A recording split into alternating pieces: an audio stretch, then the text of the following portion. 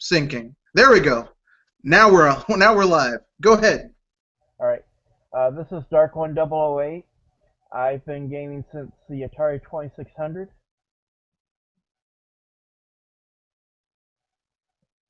and Okay, I've got cool. about 50 plus, almost 50 plus game consoles.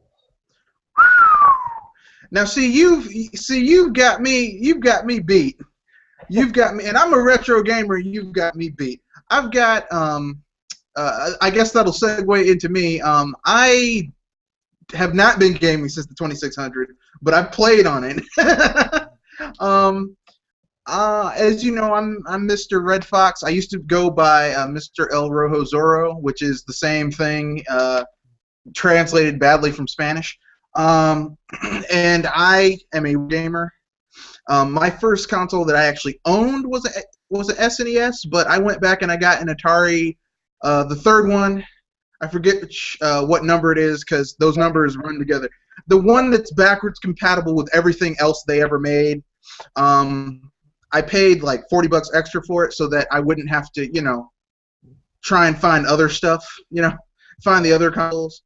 And I have a lot of Japanese consoles. Like I have like two Famicoms and two SNESs and like TurboGrafx. So, people call me a Nintendo fanboy, but I have more non-Nintendo consoles than Nintendo consoles. But that's, that's another point for another day. So I guess without further ado, we'll get into the final E3 countdown, the hype train. This hangout is just for the purpose of just talking about what we thought of, about E3, what our general ideas were, what interested us, what didn't interest us, and where do we think the future of E3 is going after this whole thing. So I guess if you want to start, I guess we'll start with the first topic, which is what we overall thought about this year's E3. Well, I'll start off by saying I think this E3 was pretty much a lot better than the past couple E3s, because this one Mm-hmm. seemed to be more mostly for at least for two of them basically on games, Yeah. except Yeah. instead of just features, features, features. Well, one of them was talking about features. Yeah. It was late to that party, but Yeah. but the other two they were just showing games and stuff like that. It was like it was heading back to that, and that's basically what E3 is supposed to be about. You're right. You're right. Personally speaking, when I hear people say that consoles need features, I'm like, really, the primary thing that for me is if a console plays games, that's my number one feature. If it doesn't play games well, that kind of ruins, like, because if I wanted a system with tons of features, I'd use my PC, which has more features. Everything that people are touting with the PS3 and the Xbox One, if you have a moderately powerful PC, you can do, like, not gaming wise. So, I mean, I don't. Features are not the end all be all for me when it comes to games. But if that's, you have anything else to say about this year's E3? Um, that's the fact that I just liked it because they just showed more games and all that. Yeah, yeah, they did. That's So I probably guess I'll give my. Oh, sorry. that's just like I said. I guess that's the only thing I can say right now off the top of my head. So yeah, I'll let you continue. All right. I guess I'll give my take. This year's E3 started out kind of like the same old with Microsoft and Sony's conferences, except Microsoft, compared to what they did last year with the Xbox TV sports, um, it was head and shoulders above that, but it still didn't really wow me. Like this year's E3, last year's E3, they were building up hype for their new consoles, Microsoft and Sony. This year's E3, I wanted to see something that would make me say, I want to spend money on these systems. And neither of them really, um, really wowed me. But Nintendo saved it. Nintendo made this E3 kind of fun and entertaining. What E3 used to be like 10, 15 years ago, they made it like that entertaining. Wow, look what's coming new. They made it that again, which I thought was just awesome. So, Oh, one thing too that Nintendo had too is they're showing their games running off of their systems and not like CGI oh trailers. yeah, yeah, no supercomputers were running Nintendo's hardware, which means all of those games, no matter how glorious they look, will look better once they're released. Hmm. I find that amusing. But so overall, this year's E3 started out kind of like on a low note for me, but then towards the end, like Nintendo just made they brought it up a notch and made it like really fun. Like at this point, I'm suffering E3 fatigue from all the bombs that were dropped by Nintendo. So I guess with that out the way, do you want to give grades to each of the members of the big three, or you want to go first, or shall I go first? I'll probably go first. Okay, go I've only, ahead. yeah, I've only seen snippets of the Microsoft one, but I'd probably give them like maybe, in my opinion, a B because I actually showed a Platinum Games game. You know that uh, was it Scaleborn, Scalebound. Scalebound. Scalebound, yeah. Yeah, that look. Even though it's a CG trailer, it's Platinum Games. And I love their games. Yeah, I well, like it's them going to since be a good game. yeah, it's definitely gonna be a good game. I've been following them since they were known as Studio 4 back when they're at Capcom and they did the five. We're gonna do 5 exclusive games on the GameCube. Yeah. But Well, I didn't know them when they were Studio 4. I knew them when they were Clover. well, that's what they were called before they were called Clover. Before the suits at Capcom tried to basically tell them, well, you can't be doing this or anything like that, and we gotta look out for Yeah. our bottom line and stuff. And that's why they left too, is because of that crap, and that's why they became Platinum Games. Now, see, I did not know that, but I know when they were Studio Clover, they made some of my favorite games like God Fist God, and which was like people are like shocked at Bayonetta. I'm like, have you been playing any of their games? Their game always off the wall, balls to the wall, crazy. You know, they played. I mean, They've made games like they were responsible for PN3 on the GameCube, yeah, Zero, um, a collaboration with Suda51, which is Killer 7. That's another good game. Twin yeah. Phoenix, which never came out, which that looked like it was going to be really good, and you got Resident Evil 4. Well, But they made my favorite non-Zelda Zelda game, which was Okami. So, yeah, you know, but and that game, that game just, I love that game. mhm. Didn't like the DS sequel, but the first one was really awesome. So what would you go? So Microsoft gets a B. What does Sony get? Right now, I haven't even watched it that at all. I've just heard it, so I can't give it a grade because I haven't watched it. But Okay. I'll probably say the the only games that I've heard that they've shown I'm not really impressed with, or there might be a couple. I can't remember anything offhand from what games were announced. But the only games I'm looking forward to right now on the PS4 are some third-party titles like the Guilty Gear game and a Dynasty Warriors game, and that's all I can think of the top of my head right now. Eh, And but as far as Nintendo, I think they get an A plus because they're listening to fans and stuff. We're getting a Star Fox, which has been confirmed. yep. Um, the new Legend of Zelda trailer looks like it blows the Elder Scrolls right out of the water. Yep. And Um, look at the bright side. It won't be a buggy, glitchy mess like Elder Scrolls. yeah, You'll be able to play for hours on end and not have it crash. yeah. Well, I'm really big into the Elder Scrolls games because Yeah. expansive world, and I don't lose hours into that. And now that they're going to be put that in a Zelda game, Yeah.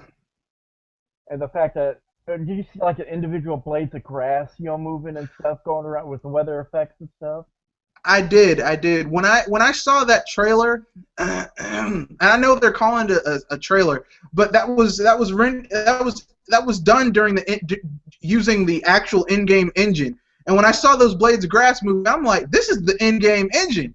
This is the physics engine of this game. This is not like a CGI trailer that we saw from so many other developers conferences. And when you saw that one creature thing, start shooting lasers and stuff and the explosions, it's like, holy crap. I mean, especially, it was something you would see out of an anime and stuff, and the animation on the horse that Link was riding was really well too.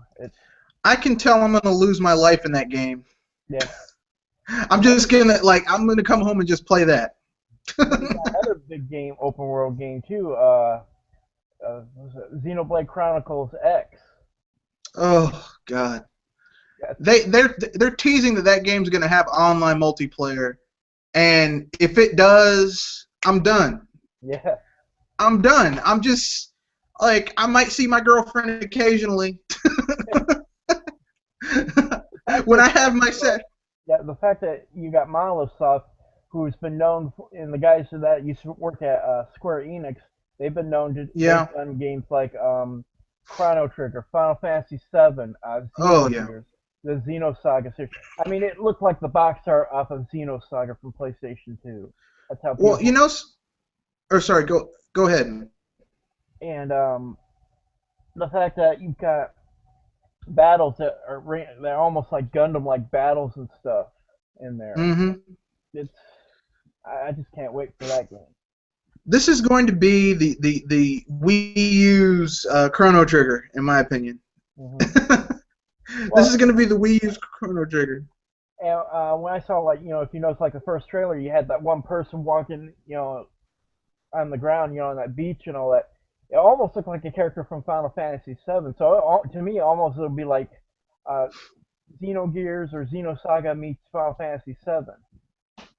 Awesome. And the fact that you have your own customizable character too, and you're gonna be in this huge, expansive world and all that. And yeah, that's what really interests me, the customization. Mm-hmm. What else? You got Hyrule Warriors. I like the Dynasty Warriors type games because they remind me of the beat 'em ups and hack and slashes of back in the day. People say it's repetitive and all this other stuff. Well, the fact is you're fighting waves of guys and stuff, and what I've seen in Zelda, there's some parts that might look repetitive, but you got different types of enemies you're fighting too. And that's true. It's supposed to be a little bit deeper than the regular, Dynasty Warriors games, but it's one way. What they're doing is they're trying to expand that audience too. So with Hyrule Warriors, hopefully they'll be able to do that. But like I said, I like those type of games. So as long as they let me, as long as they let me play as Ganondorf, I'm done. Let me play as Ganondorf, messing up Hyrule soldiers and seeing them run away in terror. That's my joy. So you gave in I'd probably give Nintendo an A+, especially when they had the Robot Chicken stuff they put in there. Yeah, Robot Chicken knocked it out of the park. They did. Wada and Reggie fight. Yeah, that was pretty cool. And when I saw it, I'm like, what is this? What is this? What is this? But there were some good Smash Brothers things too, like the Palutena announcement, which they need to make like some sort of anime now. I mean, that's got a lot of people they need to do a Smash anime. You're right. As a matter of fact, it would be fighting. It was pretty sweet how good the animation was. Well, the animation looked cool, but I was also thinking, wow, Link is messing up Pit. Yeah. That's what happens when you mess with a dude who has the fighting experience of every other dude who's ever wielded the Triforce of Courage. That's like hundreds of generations of dudes. That's a lot of fighting skills. Then you got Splatoon, which looks really interesting. Yeah, that's gonna be a fun party game. Yeah. And online multiplayer. That's gonna be. People who say Nintendo. Jared confirmed that it's supposed to have voice chat in game. Yeah. Because that type of game. And I think voice chat. Because you got. Well, I mean, you need it. you need it for the multiplayer, just so that you could tell people where you are and tell them strategies like I'm setting up an ambush at the choke point. I'm gonna need you to like watch my back when I pop out so I can. Yeah. But from what I understand, from what I've read, it's actually being head by guys that used to work on the Animal Crossing games. Yeah, some of the younger dudes are got branched off and are just making that game. And that's the thing I like about Nintendo. They'll give young people their shot. Mhm. And I don't think that game's gonna cost like a huge amount of money. I think if it sells 500,000 or just a little over 1 million, I think they will have made their profit Yeah. off of it. But yeah, the fact that it's just online, 4-on-4 and stuff like that. It's like, well, people are saying, well, Nintendo can't do that kind of stuff, and boom, the answer was Splatoon. But Yeah. what else? I'm trying to think here. Bayonetta. You got Oh Bayonetta 1 yeah. and 2 on one disc. I'm gonna be so broke buying all these games from Nintendo this year and next year. I'm just, it's ridiculous. And not all that, you've got like some cool indie games, like some of those things that harken back to the 8-bit and 16-bit games. Can't remember some Yeah, of them. like Shovel Knight. Yep. Um, Pure Solar, which is based off of a Genesis game. Yeah, I'm. Once they make that available, I'm getting it, Yeah. just hands down. Because the Wii U starved for RPGs. Yeah. Well, incidentally, uh, Nintendo, I think, was the only one to show an actual JRPG at their announcement, which was, Xenoblade Chronicles X. That's probably the only JRPG. Which I think Square was late to the party. They just announced, I think, Final Fantasy VII Remake for the PS4. That would have been nice if they were to have announced that at E3 and not after the fact. But I think they said they were announcing Final Fantasy Zero, Agito Zero remake for the PS4. okay, Yeah. I mean, I never even, from what I remember, Final Fantasy Zero Agito is a decent game, I guess. Yeah. Here's the thing, Square Enix hasn't been making quality RPGs for like 10 years, in my opinion. So, like the games we grew up playing, like your Final Fantasy 1, 2, 3, your Final Fantasy 4, 5, and 6, your Chrono Triggers, they don't make those games anymore. mm-hmm. They they don't like So, you know. but like I said, my overall grading for Nintendo would be A plus. Okay, so I guess I'll go into my grade for the big three. My grades for the big three. Um, Microsoft and Sony. Initially, I gave them a C and a D minus, and I'll tell you why. Okay, as I said earlier, Microsoft and Sony. This last year, it was them building hype for their systems. None of that stuff was interesting to me because I don't follow Sony's hype because they never deliver on it. And Microsoft, they were just talking about the wrong stuff that didn't interest me as a gamer last year. This year, Microsoft showed some solid games, but like a lot of the games really didn't interest me like all that much. Like Halo 1 through 4. I had a gaming PC like 15 years ago. I played my fill of Unreal Tournament and Half-Life and Rainbow Six. Like I've played my fill of first-person shooters. I played Halo 1 and 2 online on my computer when they were also PC titles. I have had my fill of online shooters. So online shooters do not hold any interest for me. So, a console that's heavy on first-person and third-person shooters is not like really gonna sell me that console. Sunset Overdrive looked pretty cool at the Microsoft conference, and I was really Microsoft. I was trying to think about that. Yeah, I thought it was gonna be really awesome. Too. It wasn't all grayish or anything like that. It was colorful. Well, the colors were cool, and I liked how it looked until I saw someone playing it a little bit longer, not just a demo reel. And I looked at it, and I'm like, this gameplay reminds me of something. And then they said that it's being made by Ted Price and Insomniac, or not Insomniac, yeah, Insomniac. And I was like, wait a second, this is a Ratchet and Clank game without Ratchet and Clank. I'm like, this is the on-rail shooting, the jumping around. I'm like, this is Ratchet and Clank without Ratchet and Clank. Which, I mean, I've always wanted a Ratchet and Clank game, but I don't, yeah, you know, I don't know. I'm still on the fence about the Xbox One, but they definitely had a better conference than Sony, which gets a D- because, oh God, Well, their I was conference was boring. talking about that, and Jamie Butterworthy, he was talking about like he was saying it wasted like 18 hours of his life. That's what it felt like. It was so boring. Like literally, like I fell asleep watching it. It was so boring.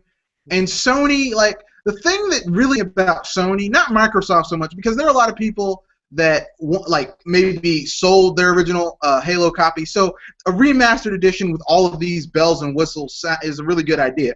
Sony is like hyping up, selling you a game that you just got last year. Yeah. I mean, if you look at the Halo collection, the only game that was like that, would remotely be close like that, would be Halo 4. But Yeah. to have all those, but they did mention that all those are going to run at 60 frames. So. Yeah, I mean, they've all been, I mean, all bells and whistles. But, I mean, Sony was hyping up selling you Last of Us Remastered, GTA 5 Remastered. I'm like, you're selling me the same thing I had last year. Some of these games came out last year, and you're selling them to people on the PS4, full price again. I mean, that is just, I'm sorry, that's some BS right there. Yeah. There's that's some. I mean, when I heard that, I was like, Sony, you just, God, that's some BS. A lot of the games Sony showed were just not interesting to me. A lot of them were dark colors, gritty, dark, a lot of shooters. Sony showed more shooters than Microsoft, which is shocking because Microsoft is normally considered to be the shooter console. But so I gave them a D- because the conference is boring and most of what they showed me was just very, blah, not very interesting to watch. Which led me to, and I wasn't this is why I originally said E3 was down for me until I saw Nintendo, and Nintendo just knocked it out the park. They got an A, a very high A. The only thing that would have made that direct better was if it had been like a full hour and not 47 minutes, but Well, I mean, when you saw Zelda and Xenoblade and stuff like that, it's like, I was done. Yeah. I was done. They had me when they showed Zelda and Xenoblade Chronicles X, like I was done. I'm like, I'm done. When Anuma said that you'll hear more about Zelda Wii U at next year's E3, I'm like, I'm done. You look, Nintendo, you got my money.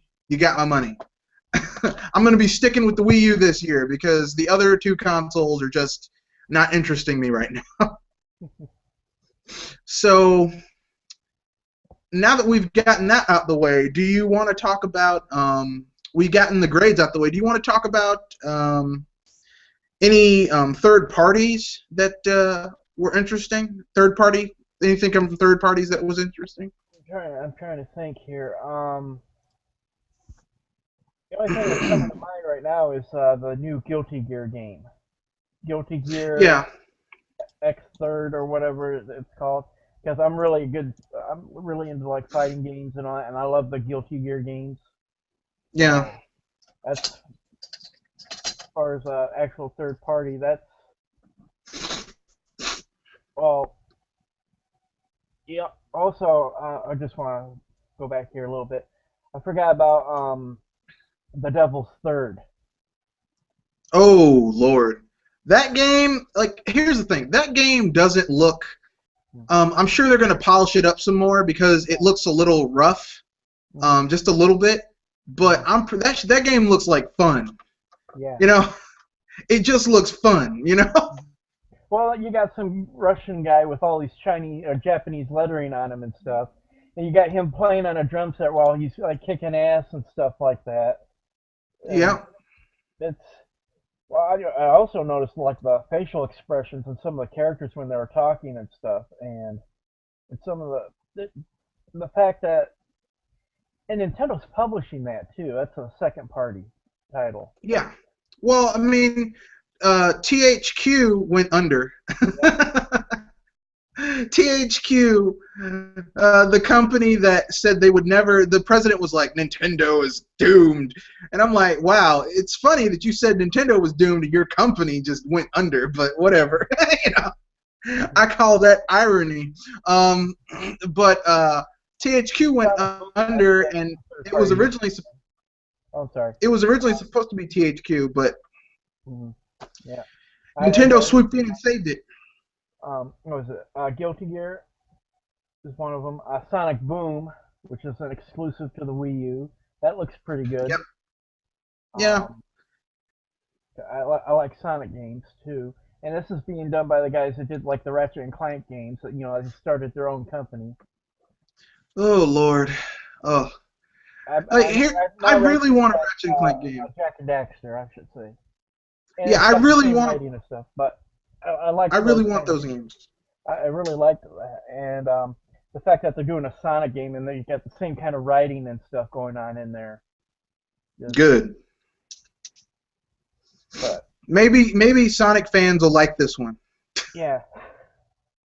Because a lot of them get mad when you change the formula, but I'm like, I mean, Sonic's best games were like 2D, scrollers. That's like his, you have to change how you do everything when you go to 3D because, like, just running really fast to get to the end of the level and you have this huge 3D world to explore kind of destroys the purpose of having a huge 3D world to explore because Sonic's gameplay is built around running to the end as fast as possible, which kind of goes against exploring. So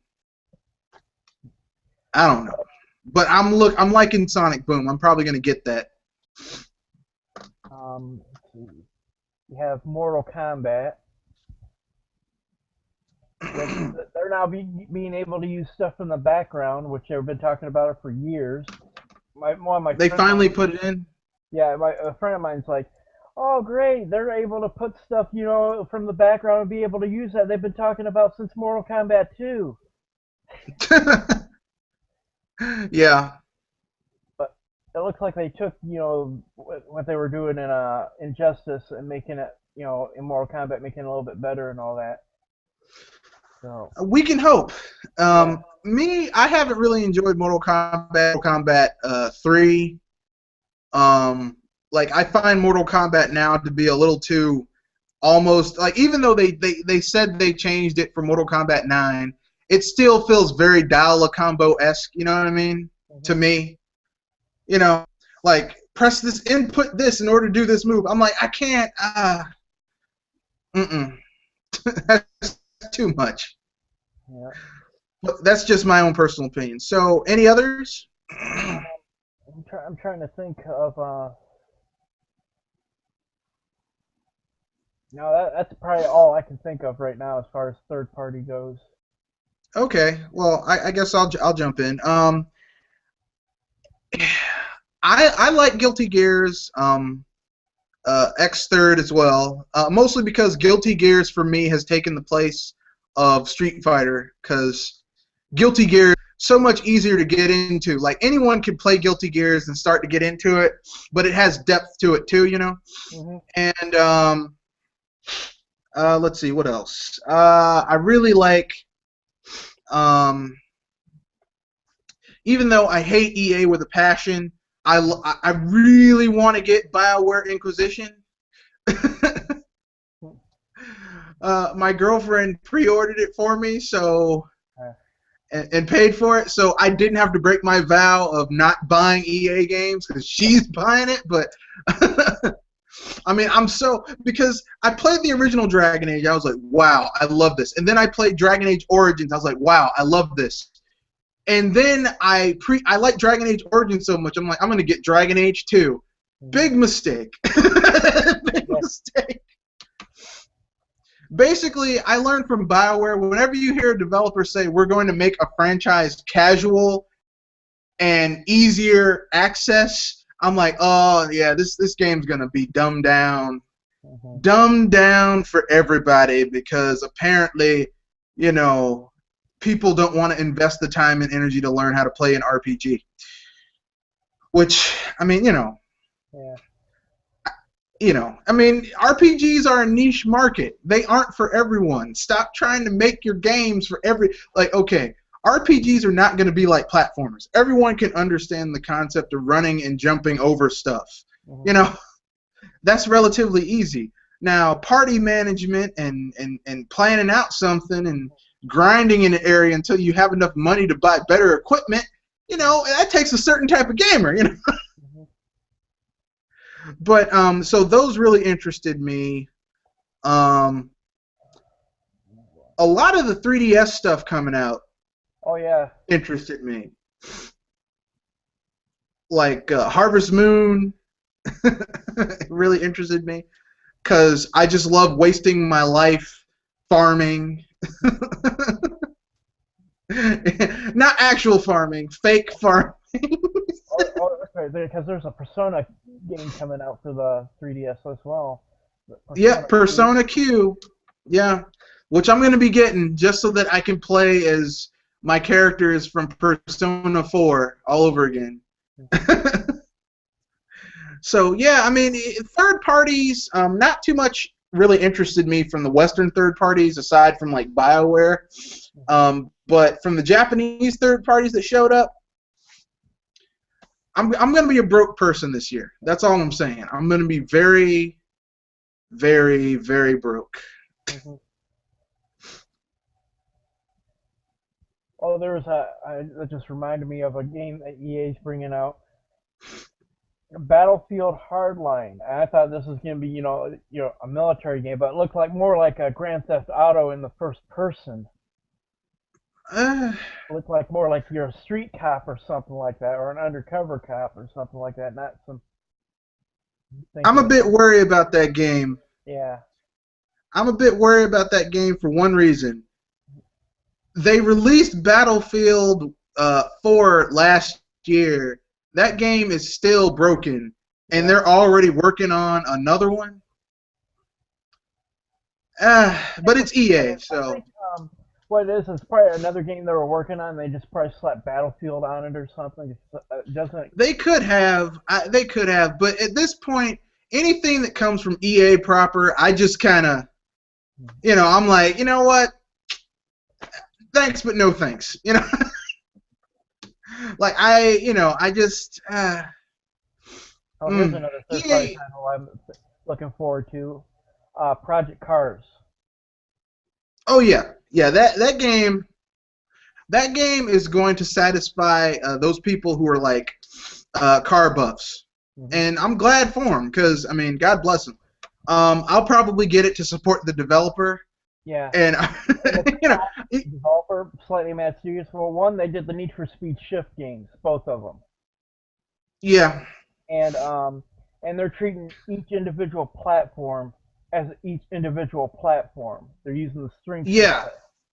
Yeah, they aren't taking one build and trying to pigeonhole it onto every other platform, which is a breath of fresh air, because we see so many other games from a lot of third parties that they just like take like one build like from the developer PC and pare it down to go on to every platform, which is it's lazy development is what it is, but you know, whatever. It's probably one of the best looking racing sims today. Yeah. If you like racing sims, it's going to be for you. I'm not a huge fan of realistic style games, but I'm going to buy it to support them. If it's like $40, I'll get it, because I know it's an indie game. So it'll probably be released like, digital only. So I'll get it if it's like $30, $40. So I guess now that we've talked about the third parties, I guess we'll go to what we didn't like at this year's E3. Let's see. I'm trying to think of something here.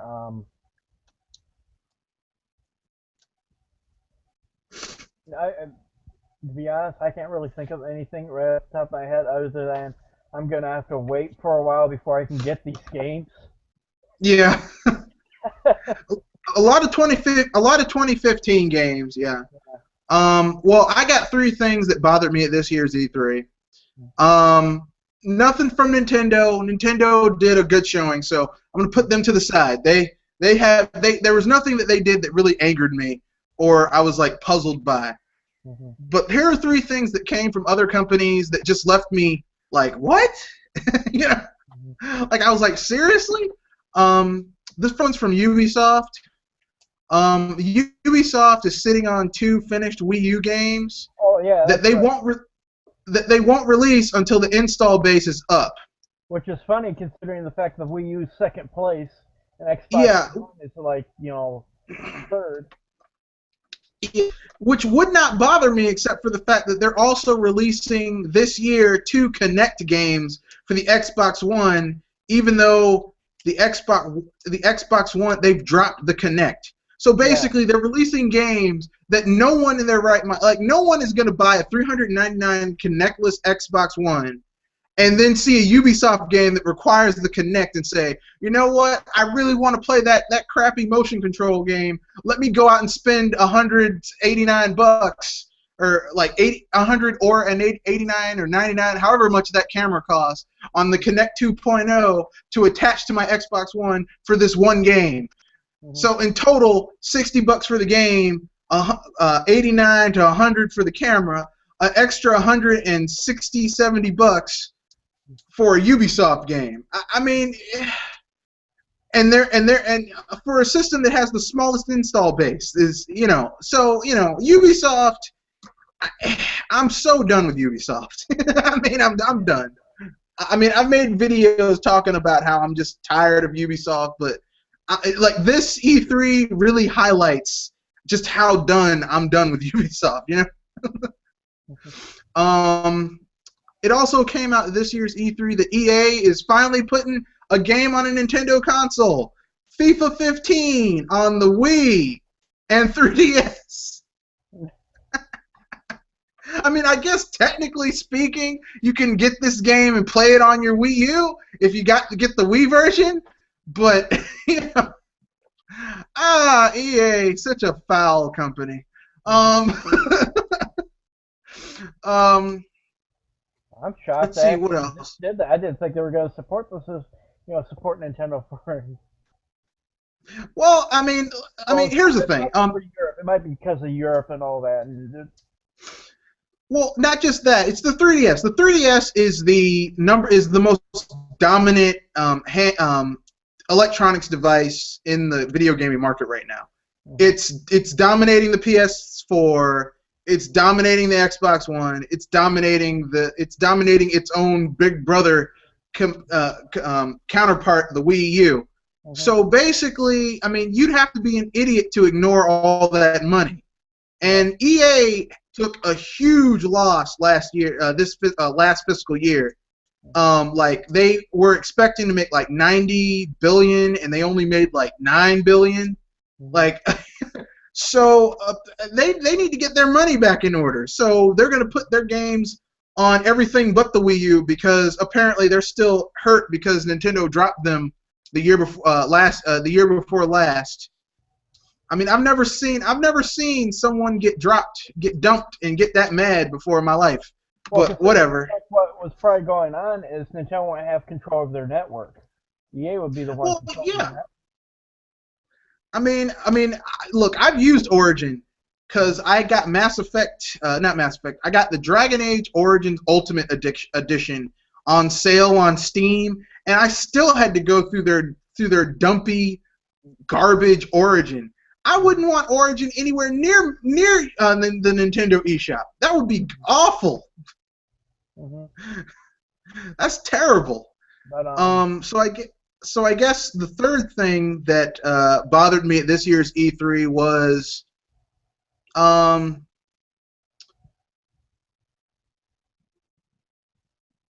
the surprisingly lacking presence of quality RPGs Yeah. for either Sony or Microsoft.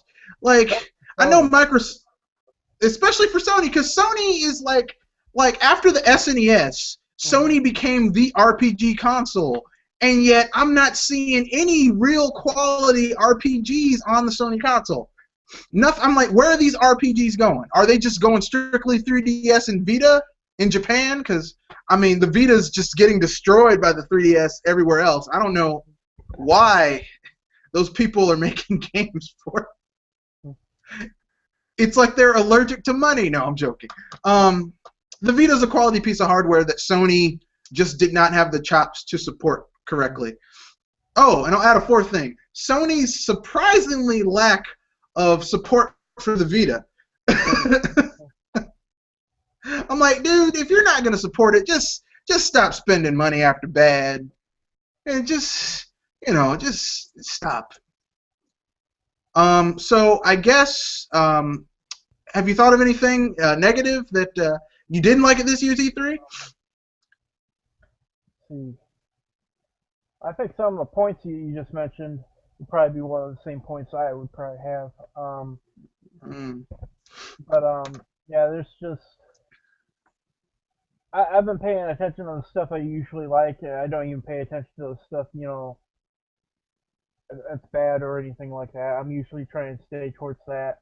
That's probably why mm. was drawing a blank. But you mentioned some stuff. That's probably some of the, like I said, like the lack of RPGs and stuff. Yeah, because I mean, I'm an RPG gamer, and the only like if I didn't have my 3DS, I'd be just SOL if I wanted to play a quality RPG. Hmm. Like because there's like I mean, the Wii U is getting I'm pretty sure Monolith. I'm pretty sure Xenoblade Chronicles X because it's coming out in Japan this year, and Yeah. I'm pretty sure it's going to take like maybe 2 or 3 months for them to localize it, and Hmm. they're going to put it out maybe spring or like late winter, early spring next year Hmm. here in the U.S. And I think they're really going to put some advertisement behind it. So, And maybe some, voice acting, for the West and stuff, so that's all translated. well, they had voice acting in the original Xenoblade Chronicles, Yeah. but just between you and me, I put it on Japanese voices. Mm. For most games, I really hate the English acting. I'm like, I don't want to hear because I mean, you remember back in the day when English voice acting in games in RPGs was just terrible. It was like, like clearly they got some person who spoke English, translated it badly, and then said, "Here, read this, and we'll record it." You know. But it's gotten better. Xenoblade Chronicles actually had pretty good voice acting. Yeah. It was all English, Hmm. like English accents. So Yeah. Um, Other than that, I'm still. That's pretty much it right there. okay, well then I guess we'll go on to the uh, fourth topic, which is um, the future of E3. Like, what did you see that really inspires you for the future of E3? Probably Nintendo's digital event, and I think Yeah. like everyone else, like from the Gamers at Large podcast and all that, everyone's saying that they expect to probably see Sony if and or Microsoft adopting the same thing that what Nintendo just did, because what Nintendo did, pretty much you don't have to worry about live presentations and stuff that could go wrong and all that. When you do like a digital presentation, you can rehearse and get everything done, have it set up how you want it, so there's like no mistakes and all that, and you can get people hyped and stuff like that. Not only that, you have the continuous coverage with the Treehouse, which what used to do at E3. I don't know if that's still being done unless you're on a certain site or something like that. But as far as like the digital event, um, I think that might be the way to go because it would Yeah. It's more entertaining to be able to see more Yes, stuff, it is. and you don't have to worry about any like graphs or charts or we sold this X amount or the share button was pressed this X amount and stuff like that. No one cares. No one. First of all, no one cares how many times people press the share button. I mean, I wish someone at Sony had like popped up and said before they wrote that in their presentation, no one cares how many times someone pressed the share button. No one cares. Mm-hmm. No one cares. I mean, I'm sure somewhere there's someone who cares, but generally speaking, no one cares. Yeah. I mean, I put this like, what type of gamer? I want to meet the gamers like, man, I don't care about good gameplay, high quality exclusives. How many times was that share button pressed? I mean, seriously, dude. Seriously. I mean, when they said that, I was like, my face. I tried to put the palm of my forehead through the back of my head. I wanted to face palm that hard. I was like, oh, Sony, you just. I have a whole bunch of videos talking about Sony's stupidity, and people are like, you hate Sony. I own all of their consoles except for their handhelds because, but but some of the things they do sometimes are stupid. I'm sorry. But I mean, I know there's people who are not going to be happy with the whole digital thing because some people, like the media felt, they felt like empowered and all that because technically the live stuff that's for the actual media. Right. The stuff that Nintendo did was for everyone. It was for the fans. Yeah. It was for the consumers. Yeah. Which what they're supposed to be going to is the consumers, not not the media. Yeah. And that's all those live shows are for the media. But You're absolutely right. I mean, there's. Media doesn't like that too. That's why they kept trying to downplay, Nintendo's, oh, they're not going to be at E3 and all this other stuff.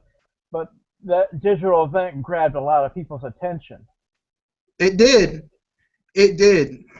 It really did. I read this article off of Eurogamer.com where they were talking about how Nintendo, like the dude's like trying to downplay. He's like, well, Nintendo went to E3 and they were acting like, they were acting like they own the house. Well, it also helped that Mario Kart 8 in 3 days sold like to 20% of the install base of the Wii U. Plus, it's moving Wii U units, so it's pushing their install base. I wouldn't be surprised if the Wii U's install base is at like 8 million by the end of this summer if they keep on pushing the Mario Kart 8 bundle. Mm-hmm. So, I mean, I don't know what to say, man. I don't. But I agree with you. They're gonna copy Nintendo. And Microsoft and Sony's going to get credit for it, even though Nintendo did it first. Mm-hmm. As usual. Everyone's like, man, this multiplayer is awesome. Man, get out of my face. I was playing multiplayer on the N64. Actually, that's it. You can actually go all the way back to like Doom 2 on the PC. Yeah. But I mean like console gaming. Like... I mean, sure, you had the 4 in the NES days and the multi-tap for the PC Engine and stuff like that, but really, the N64, it was built in, 4-player gaming. And Nintendo's kept up with that. One game that brought that out was GoldenEye. Oh, God. Rare back in those days. Oh. People, I had friends who were playing Quake at the time, and when they saw GoldenEye, every day they were knocking at my door, like, wanting to play that. Well, all of Rare's games had awesome 4-player multiplayer battles. Like Donkey Kong 64, Conquer, Perfect Dark, Gemini. Jet Force, all of them had excellent multiplayer. I mean, and here's the thing. The multiplayer holds up. You can go back and play those games now. I do it occasionally. I'll have like a game night, invite some friends over, and we'll play Gold, and it holds up. I mean, sure, the frame rate's low, which we didn't notice at the time, but after 2 or 3 pizzas shared amongst 4 or 5 people and a few beers, it's like we're little kids again. Well, not to mention you had like Mario Kart for the 64. Oh God. Now I'm gonna let you in a little secret. I did not get Mario Kart until like 10 years after it came out. Mario Kart 64. I was a Diddy Kong Racing person. They're both excellent kart racers. Mario Kart's better because it's a little bit more multiplayer friendly, but I loved me some Diddy Kong Racing. But let's see. Oh, I just lost my train of thought here.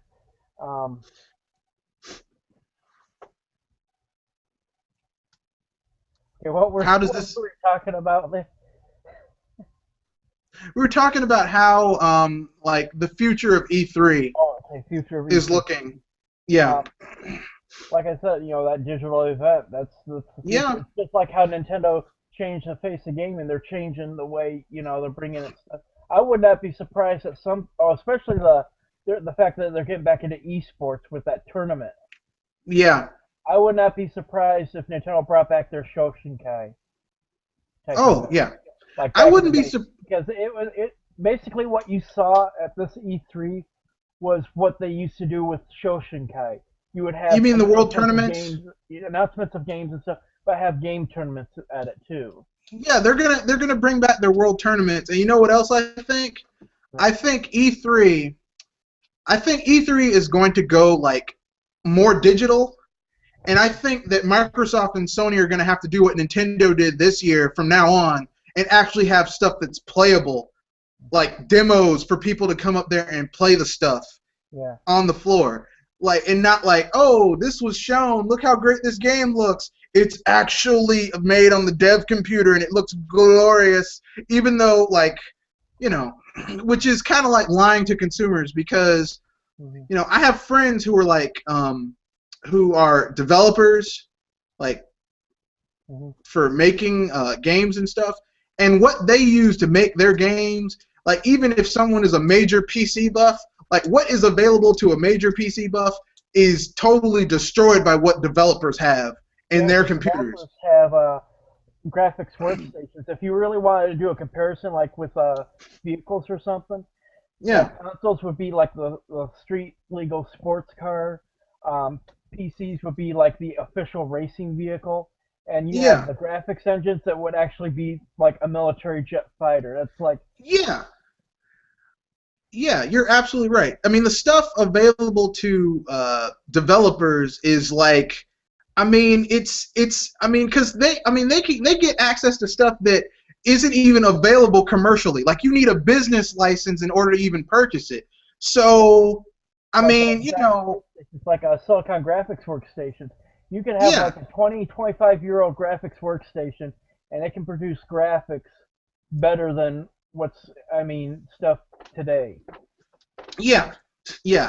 I mean, that's the thing that always shocks me about a lot of people who are like console, like graphic people. They're like, oh, this game looks so gorgeous. I'm like, look, it looks better on PC, but better still is like, you see these people, they're like, oh man, this game, it looks so great. I'm like, look, unless you have a PC and it's like a dynamite PC, this game is just, I mean, there's no way that game is going to run that well on that console because consoles are lowest common denominator. They're like the lowest barrier. It's like a console is like a kitchenette. You know? It's like anyone can go in there and cook a little something, but it's not like a big kitchen. Like your PC is like a really big kitchen with a lot of bells and whistles. But your developer PC, their rigs, that thing is like a professional kitchen. They're like the chefs in like a 4-star restaurant with all the bells and whistles. I mean, you can't do that at home. You can try, you know. But Yeah, like I said, that's just the way they have it. I'm pretty sure that Nintendo's going to keep doing that, which is good. I wouldn't Yeah. be surprised if they start bringing back like I said, their Shoshinkai and their Space World, so that Yep. way. I think they'll bring it back and just call it the World Tournament. But like for every year, like if they have like a multiplayer game, like when Smash Brothers comes out, they're gonna have like their World Tournament, and they'll have it at E3. Yeah. Cause did you see the video where the people were just going around the block to get in to play that game at E3? No, I haven't. I Yeah, haven't seen that. people were going around the block to play Smash Brothers at E3. I'm like, good God Almighty. I wish Microsoft would have sent someone out there to tell those people to not get a Wii U and get an Xbox One Mhm. like they did last year. That would have been a funny. That would have been funny to watch. Mhm. Man, don't you want to get an Xbox One, man? If you don't get out my face. Um. So we're now to the free portion of the video. Mhm. Do you have any? I mean, any other thoughts about E3? Um, I think we pretty much covered almost everything that I can think of right now. Okay. Have anything you want to talk about? Anything you want Let to me bring check. up or mention? Let me go here. I'm gonna check something here. What are your thoughts on more exclusives in the vein of Bayonetta 2 and Devil's Third? I'm gonna love it. To tell you the truth, you know what would really make my day? If Nintendo, since they're buddy buddy with Sega now, Hmm. if Nintendo got Yakuza 5, Oh, because Yakuza? Yakuza 5 came out for the PS3 in Japan. It hasn't been released in the States yet. If they brought that over, and if they brought over The HD collection that's out for the Wii U? the HD collection, if they brought over the HD, if they brought over a trilogy that had Yakuza, the HD collection, and Yakuza 5, they brought that over for like, I mean, they could charge like 70, $80 for that. I'd buy it because I'm a Yakuza fan. I love that series. I love walking around as Kazuma Kiryu, beating the holy hell out of people, smashing their faces in the walls. It's it's a very fun game. um, and I would love to see Nintendo go to Atlas and get Persona 5. I'd like them to steal Persona 5 from the PlayStation 3. I'd love them to steal that game. I would love those two exclusive to the Wii U. I'm sorry. I would love it What because we about, need more art. let's see, I'm trying to think here. Um, what was it? I want my Nintendo trying to get, like, say, like, Virtua On. Get Sega to have, like, a Virtua On game. Because I have not seen, a Virtua On game on a Nintendo system yet. And I like, giant mech robots and stuff. Mm. Um, Well, or they're bringing Giant Robo, but that's going to be more cartoony, I think. well, that's Virtua On. That's more like almost like Gundam. Yeah, like Gundam. Yeah. Well, if they don't get Virtual On, Nintendo could always resurrect Custom Robo. Or they could also go with Capcom, try and get a Gotcha Force, which I did look like it Oh, looked like a kids game, but it was way deep. I mean, there was like so many different things you could get and stuff. that's true. That's true. Gotcha Force was very collect 'em all I mean, not it wasn't not like Pokemon, but it was still very like getting different parts and stuff like that was really cool. Um, and you had different types of like you can get like a whole bunch of different like characters and stuff. And there were some that were water like characters too, where they looked like they were like liquid. And there were some that were like metal and stuff. Certain rare you know versions of certain characters and stuff. You had some characters Yeah. that looked like right off of Transformers.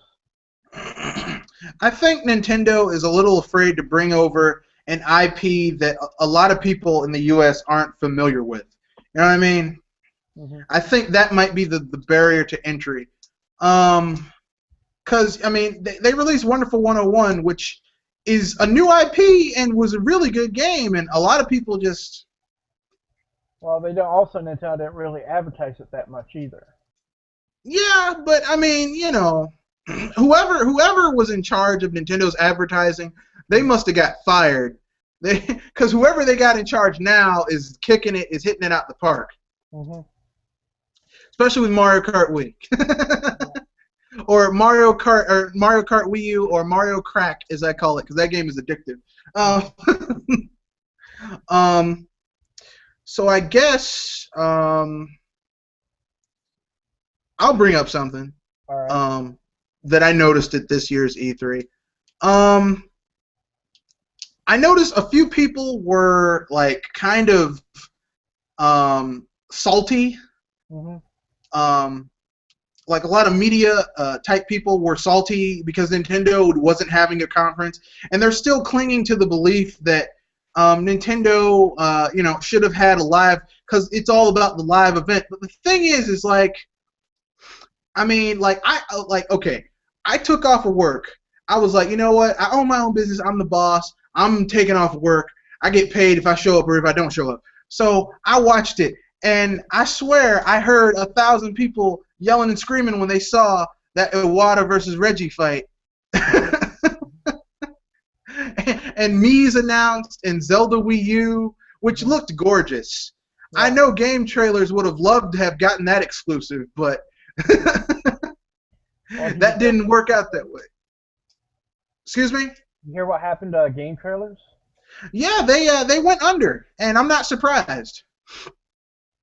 Yeah, I'm not. I mean, what is it?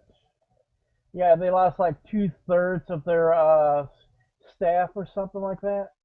My heart goes out to those people, but you know, this is what game trailers as a whole gets for selling out. Okay, like they basically, like, okay, I understand that they felt that they needed more funding in order to provide more better coverage of the video game media. But the thing is, of the video gaming industry and, you know, stuff like that. But the thing is that they started getting in bed with people and compromising their integrity and putting on people like Michael Pachter, who really, Michael Pachter, when it comes to like business and investment, knows quite a bit. But I mean, he doesn't know anything about the Japanese business industry. He doesn't know anything about the video game industry, because some of the stuff he says is just asinine. Like, I remember earlier this year, he was like no, last year he was like, Nintendo needs to drop the Wii U and put their games on other people's consoles. I'm like, are you retarded? Are you stupid? I mean, are you really? Really? That makes no sense. But, you know, I mean, my heart goes out to those people. I hope they find gainful employment. It's kind of like when G4 went under. Because I remember when game trailers used to be really good. Like, I remember when game trailers was a great place to go and see, like, you could see trailers for games that, you know, weren't, like, mainstream or that you heard of. Same thing with G4. I remember when G4 actually had integrity, had pretty good content, and then it started going downhill once they were bought out by, I want to say Viacom, but I don't think it was Viacom. They were bought out by some big, huge conglomerate, and it just, the quality of programming went down. Same thing with game trailers. The quality, once they started getting in bed with, like, Viacom and all these different affiliates, it kind of went downhill. So, oh well. That and the fact that, you know, they got stuff on Spike TV and stuff too. Yeah. Like the VGAs, they host those a lot, and I know the last VGA that well. No one wanted to be there. Reggie didn't want to be there. Jeff Keighley didn't want to be there. The dude from Community, I know his name. It's just I can't remember it right now. Guys, I He guess didn't. people from Rockstar, they didn't want to be there. No one wanted to be there. That was an event that did not need to take place. You know, like okay, I saw Reggie. On there too that were making fun of gamers and stuff like that. It's like, Yeah. Well, I mean, the thing is that people treat gamers like we're idiots, like we're kiddie. But the thing is like most video gamers, like most people who play a lot of games are generally more intelligent than people who don't play games. mhm. Yeah, shocking, isn't it? People who actually have to use their brain and mind and reflexes in order to plan out things Well, in if a you simulated read a situation. book and playing a video game, they're pretty much similar as far as brain activity goes. Well, yeah, yeah. But, you know, I mean, I hate when people do that. Like, aren't you too kiddie to be playing games? Look, listen, okay? You know, and this segues into something else. Aren't you, like, isn't Nintendo kiddie? I'm like, look, listen, okay? I like playing games that have colors and a plot and, you know, feel good to play. I don't like playing games where I just go around shooting people in the face just for shooting people in the face. Mhm. Okay? I mean, just because I want to do something different doesn't mean there's something wrong with that.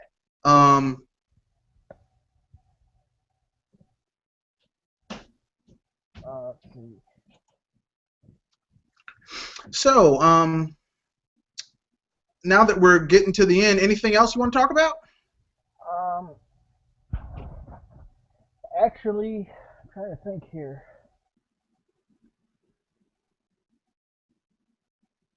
Oh, did you notice the type of well, like in Bayonetta 2? Did you notice like when she had her outfits? You know, like Oh, God. they changed and stuff like that. Like when she's Peach Sega, and then fists Kamiya, like the Bowser's fist and like the yeah. Bowser's foot. And, Kamiya really is selling this game. I'm telling you, Bayonetta 1 and 2 is going to sell over 1 million. It might even reach 2 million.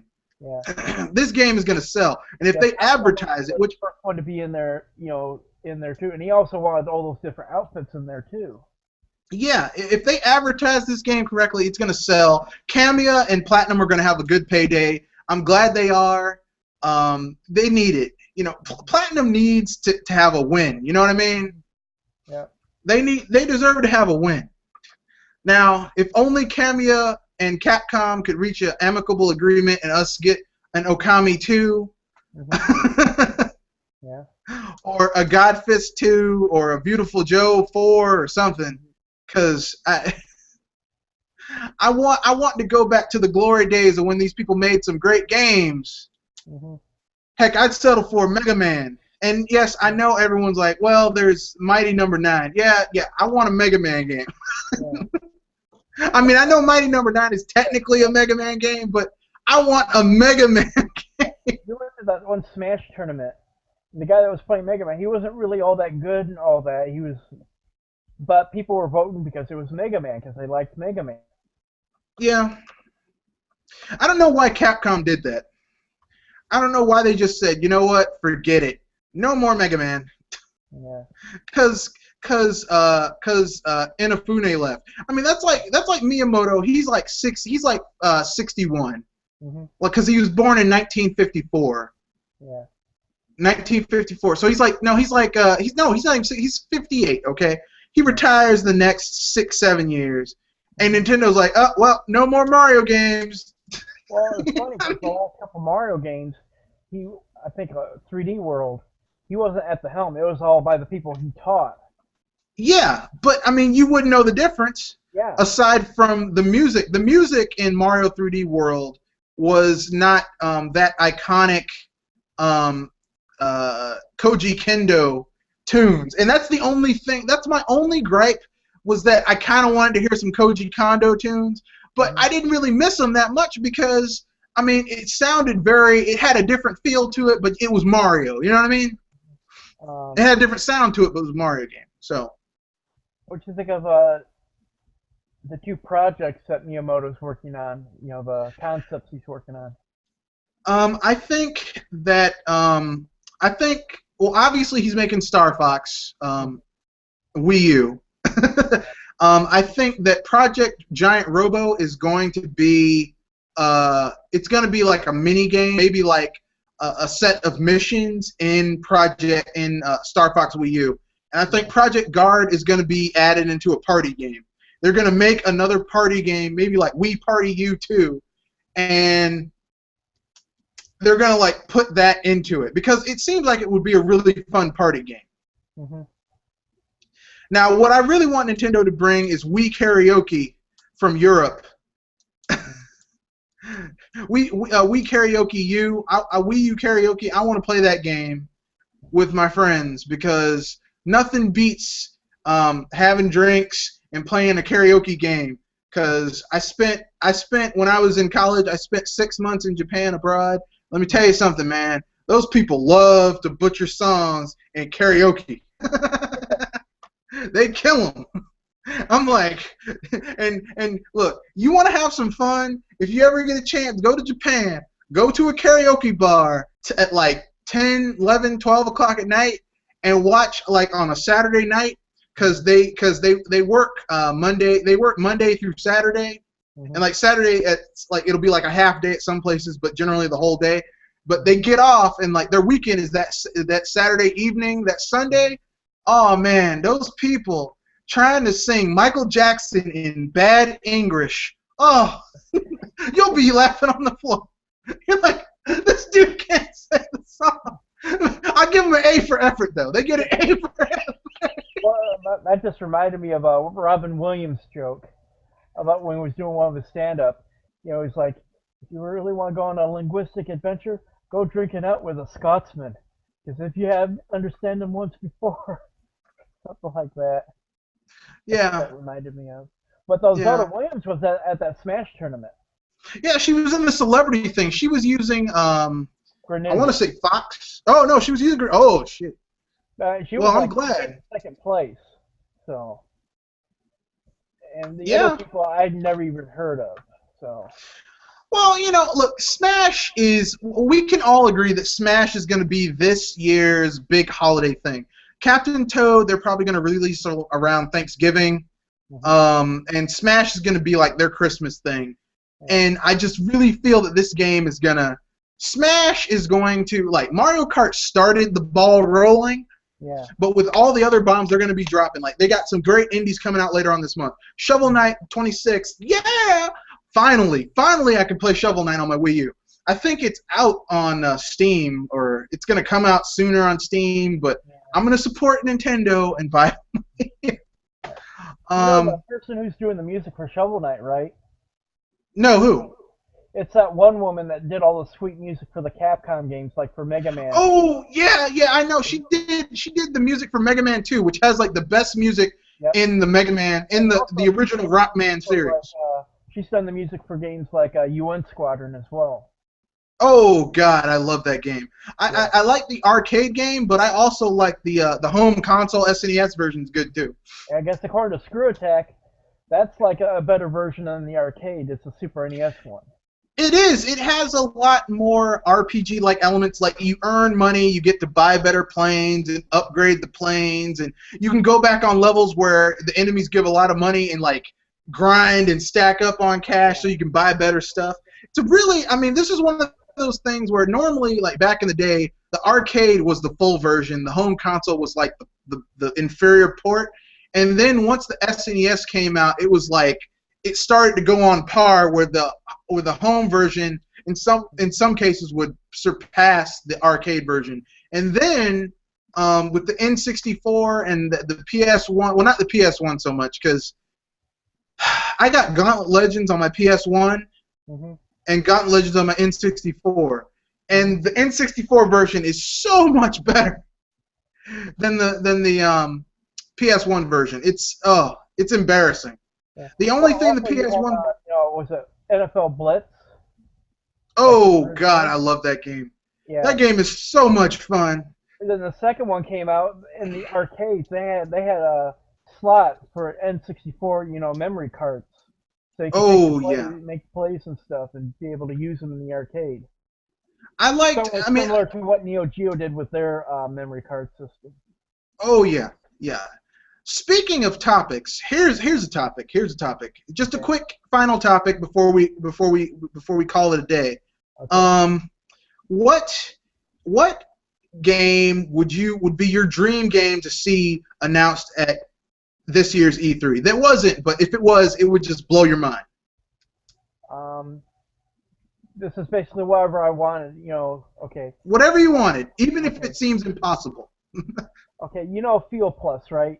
The guys that are doing that Yarn Yoshi game. Yeah, The Yoshi's Woolly World. Well, they also did WarioWare, Shake It. How yeah, sweet that looked. Imagine having that detailed of 2D set to like a space shooter. Say like they went with Konami and then Nintendo Money had it. Actually, uh-huh. That would be cool.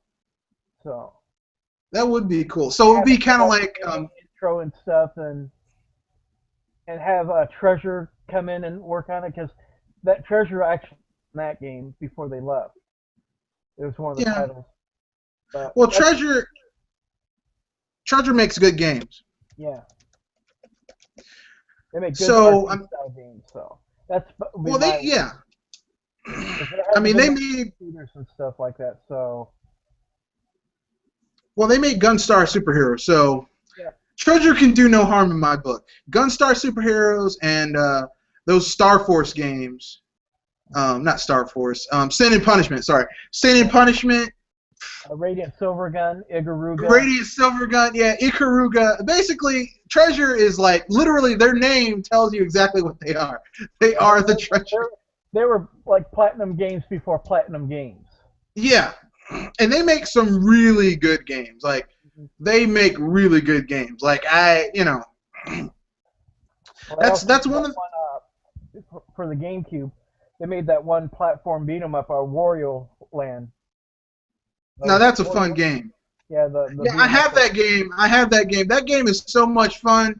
It's and it looks it's the graphics still hold up today. That's how good it looks. Wario picking up some giant creature and suplexing it on the ground. And, oh yeah, body slamming people, throwing them. That game is just really fun. Oh, and what I've seen is Nintendo got with Konami and them too, and do it like a Ninja Turtles game. Oh God, oh. But, You have no do idea how like- much I love those old Ninja Turtle games. Yeah.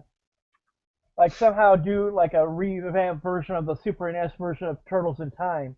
Oh, Like online yeah. co-op, drop in, drop out, Oh, like Dungeons and Dragons and all that. oh, Done in the art style of the old 1980s cartoon and be animated like that. that would be awesome. Yeah. With the music from the old 1980s, early 90s cartoon. I would say good try to get all the voice actors and all that, but there's some you won't be able to get, like the guy that did Shredder. And Yeah, rest in peace, James Avery. The sure is dead. well, he was also not just in Ninja Turtles, but he also voiced a character in Fist of the North Star movie.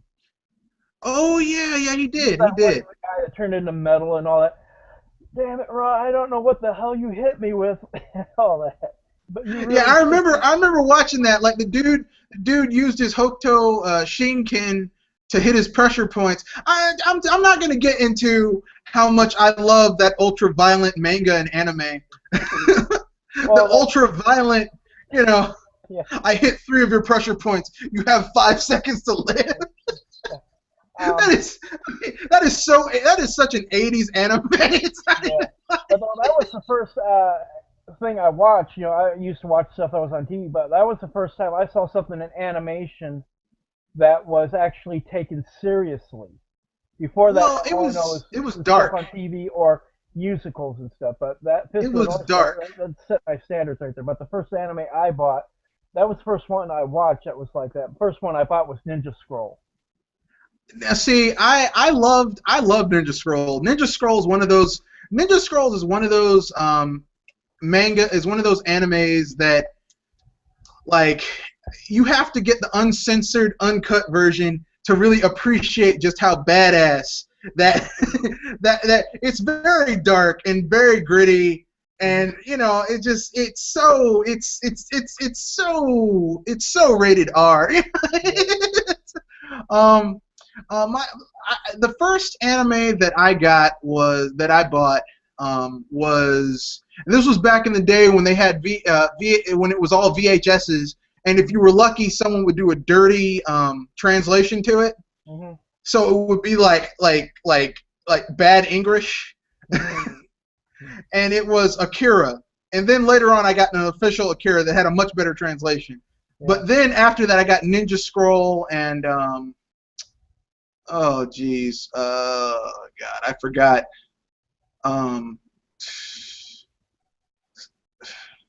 Project Geist, and those got me. Those got me. The second anime I got was Pat Labor. Didn't have as much action though, but it was a good story-based anime. You were actually like watching like a movie type thing. But I like those. I like the mechs in that too. Yeah, the mechs were cool. The mechs in Pat Labor were very cool. So before we get off on a tangent, we should have a podcast where we just talk about anime. But I'm going to talk about what would be my dream game to be announced at E3. Square Enix gets their heads out their butts, partners up with Nintendo and Intelligent Systems and Monolith Soft, gets the people who made the original Super Mario RPG, makes Super Mario RPG 2 Wii U. That would be. I'm done. You know how many people be I'm floored? done. Super Mario RPG 2. A lot of people would be so floored and stuff. That would make my day. That would be like they could have like Mario and Luigi. Like this one could be like you could bring back some of the old characters, but they wouldn't be like the old characters would be like summons, and the new characters like you would still have Mario, but they add Luigi and maybe some new people. Maybe it could be like a fusion between Mario, like 2D, the Paper Mario games, and the the old school Super Mario RPG. It could be a fusion between the two. Mm-hmm. That would be an awesome. If they announced that, Square Enix would roll in the money, but Square Enix isn't going to do that because Square Enix is busy promoting Final Fantasy 13 again. Sadly. So. They did not talk about 15 or Kingdom Hearts 3. I'm gonna let you know a little dirty secret about me. I don't really like Kingdom Hearts. I know it's blasphemy. I like RPGs, but I don't like Kingdom Hearts. Look, I'm a Final Fantasy purist. Okay, I like my Final Fantasy to be Final Fantasy, and I like my Disney games to be Disney games. I don't think the two should mix up. I'm just, I don't think that's a good fusion. I know Square Enix has made a lot of money on it. I know it's sold really well. I know a lot of people love it. But for me, I could think of so many other crossovers that could be done that would be more awesome than Disney and Final Fantasy. Like if they made a Final Fantasy game with like a tactic style game and crossed it over with Dragon Quest. Yeah. That would be cool. Or if they took a Final Fantasy game and crossed it over with the Tales series, that would be cool. Like I had a friend of mine. He's a major Kingdom Hearts fan, and he tried to explain the storyline to Kingdom Hearts to me. And my rule of thumb is if you need a wiki in order to explain the storyline of a game, no. For a newcomer, that game's too convoluted. I can't. No. Final Fantasy 15 looks good, except for the fact when you realize that it's been in development since the PS2. So I don't know how good that game has been in development hell. I don't know how good that game's going to be. I don't have a clue. It could be terrible. It could be great. I don't know because it's been in development since the PS2. It was the PS2 because initially it was made using the engine for Final Fantasy 12. and then they redid the engine and did something else. So Square Enix these days, I'm like, I don't know. I take everything with a grain of salt because I don't know if it's going to be good.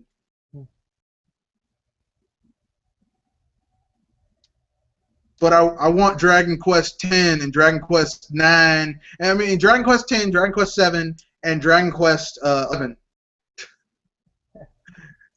Because the Enix half of Square Enix still makes quality RPGs. Their RPGs quality is still pretty good. They get no love, though. So, any final thoughts? Not right off the top of my head. Right now, I'm drawing a blank right now. So. Okay then. Well, I guess my final thought would be this year's E3 started out kind of monotone. Nintendo came in, blew it up, flipped the table over, changed how the game was played, made E3, changed how E3 is going to be done forever. I think for the next 10, 15 years, E3 is going to be done completely differently. It's going to be at a smaller space, maybe. If they do it in Atlanta, they said in 2016 they're going to start doing it in other places. I hope they do it in Washington, D.C., because I live and work in the D.C. metropolitan area. So I could possibly go because I own a business that's inherently connected to the video game industry.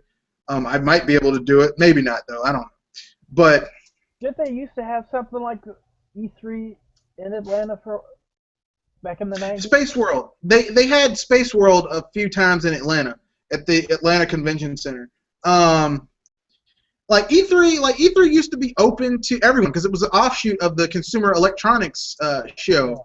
And then about I want to say like 6-7 years ago, it became like just media only. Like you had to be officially cleared and be media only, which kind of sucks because it's called the Consumer. It was an offshoot of the Consumer Electronics show, i.e. consumers. I mean, if the media, they consume, but they aren't like the average everyday person, who's looking at this stuff. And so, whatever.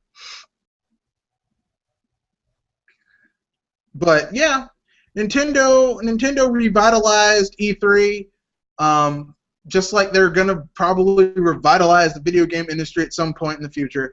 And I'm looking forward to seeing where the future is going for all of video gaming, because E3 wasn't just Nintendo winning, it was the gamers winning, because hopefully Microsoft and Sony and third parties will stop always just going on about we sold these. Look, no one cares how many times someone pressed the share button. Why don't you show some actual demos and gameplay, please? This is. I'm tired of bullshots. I'm tired of pre-rendered CGI trailers that look gorgeous that are running on like the Monster Beast tanks PCs, the dev PCs. I don't want to. No. But anyway, so yeah, that's what I want. But I mean, that's my final thought. Any final thoughts from you, sir? Well, I'm glad I'm able to see a lot more games and all that, and I hope Nintendo can keep their momentum going and have this be the norm for them from now on. Yeah, I think they will. I mean, you look at the E3s for Nintendo from 2010 to 2011, it was like something different. I hope nothing like that happens. I hope it's like continuous. Yeah, I mean, I don't think they're going to do. I think they're going to continue to have the digital direct that's heavily controlled, very edited, and like very like message centric. And I don't think they'll do the Treehouse thing every. Well, I hope they do the Treehouse thing every year, because it's very interesting to see the actual developers talking about these games, because you can tell these people running and all that too. Yeah, and these people are playing the game on the hardware. They're not playing a super PC playing the game. in gorgeous, gorgeous specs that the average consumer will never be able to reach, So I mean, I'm loving it. Yeah. Well, that's basically it. Just Nintendo just keeps its momentum. Okay then. Well, they should. So. If they keep on promoting, if Luigi's death stare is any indication, I mean, I'm telling you, Nintendo allowing YouTube uploads, that is the most brilliant. That is a brilliant move. I'm sorry, that is genius. Yeah. And it's so easy. It's like you just press a button at the end of a race, and it just goes to YouTube. I mean, that is just genius. I have never seen such people say Nintendo is not with it, but I mean, that is just brilliant. I'm sorry. That is so yeah, I'm thinking they're going to continue with it too. So so I guess we'll give our sign off, where you can find us if we have a YouTube channel, and then we'll call it a day, okay? All right. You want to go first? Yeah. Okay. Dark1008. I've got a YouTube channel. I don't usually post a lot of videos. I've been posting a lot of Mario Kart 8 stuff, from the game. I don't have like a capture card yet, so if I have some off-screen type stuff, I film off my Samsung TV. Like shooters and that. But because I work a third shift job, I don't have a option of doing that right now. Just posting like regular game game captures and that. But I'm gonna try and at some point try and put some content on there. But with me working third shift, it's kind of hard. Time. I know. Yeah. But okay. Are you finished or? Yeah. Okay. I guess I'll go. As you know, I'm your host, Mr. Red Fox. You know my channel is. I hope to continue to provide you with excellent content and continue to make this channel grow into something that we can all enjoy and be proud of. So, without further ado, I bid you a good day. All right.